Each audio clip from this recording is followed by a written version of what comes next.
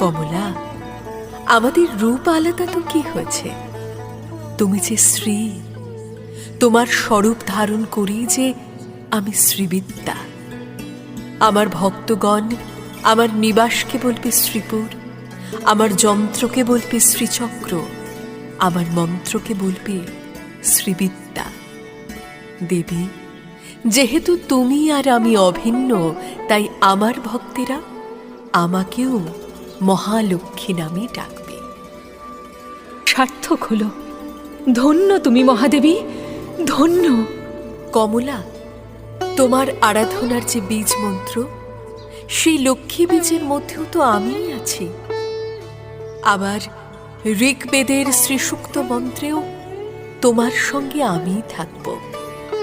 ভক্তরা আমাদের দুজনকেই একসঙ্গে লাভ করবে, এই আমি কথা দিলাম।